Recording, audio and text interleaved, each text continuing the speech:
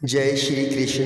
आज हम फाल्गुन मास शुक्ल पक्ष की आमल की एकादशी व्रत कथा करेंगे। मानधाता बोले, हे ब्राह्मण, हे महाभाग, जो आपकी मेरे ऊपर कृपा है तो ऐसा व्रत कहिए जिससे मेरा कल्याण हो। वशिष्ठ जी बोले कि रहस्य और इतिहास सहित व्रतों में उत्तम व्रत में कहता हूँ जो संपूर्ण फलों को देने वाला है। हे राजन, आमल की का व्रत बड़े पापों को नाश करने वाला और सब लोगों को मोक्ष देने वाला तथा 1000 गोदान के फल को देने वाला है। हिंसा करने वाले व्याध की जैसी मुक्ति हुई उस प्राचीन इतिहास को मैं कहता हूँ। हृष्ट पुष्ट मनुष्यों और ब्राह्मण क्षत्रिय शूद्रों से सुशोभित वेदिश नाम का नगर था। हे नृपशार्दूल, वहाँ सुंदर वेद ध्वनि हो रही थी। उस सुंदर नगर में कोई नास्तिक और दुराचारी नहीं था। वहाँ चंद्रवंशी पाशविंदुक राजा के वंश में पैदा हुआ धर्मात्मा सत्यवादी चत्ररथ नामक प्रसिद्ध राजा था। वह राजा 10,000 हाथियों के समान बलवान, धनी तथा शस्त्र शास्त्रों को जानने वाला था।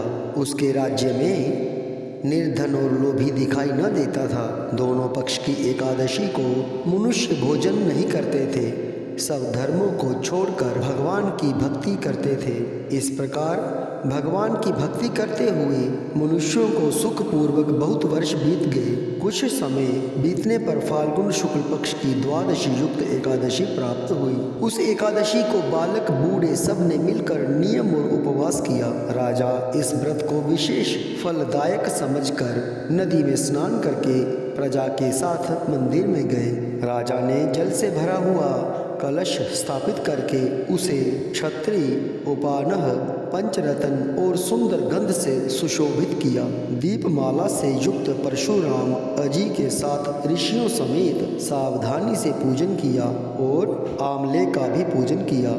हे जामदग्न्य, हे आमल की छाया से युक्त भुक्ति मुक्ति को देने वाले, आपको नमस्कार है। सब पापों को नाश करने वाली आमल की तुमको नमस्कार है। मेरे अर्घ्य को ग्रहण करो, तुमको नमस्कार है। उसी समय वहाँ पर एक शिकारी आया।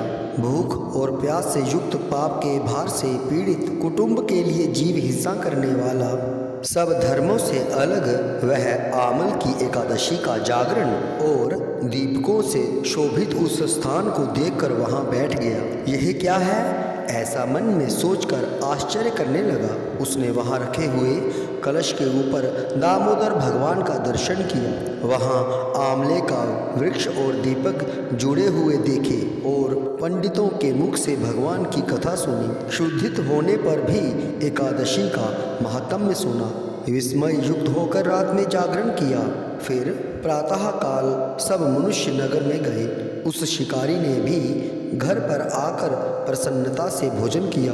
फिर बहुत काल के अनंतर व्याध की मृत्यु हुई। एकादशी के प्रभाव से और रात के जागरण से उसे चतुरंगिनी सेना समेत बड़ा राज्य मिला। धर्मात्मा राजा ने इंद्र की तरह राज्य किया। वशिष्ठ जी बोले, हे राजन, जो श्रेष्ठ मनुष्य आमल की एकादशी का व्रत करते हैं वे निसंदेह विष्णु लोक को जाते हैं। फल आहार, इस दिन आंवले के पेड़ के नीचे कलश स्थापित करके धूप दीप नैवेद्य पंचरत्न आदि से परशुराम भगवान की पूजा की जाती है। इस दिन आंवलों का आहार लिया जाता है। जय श्री कृष्ण।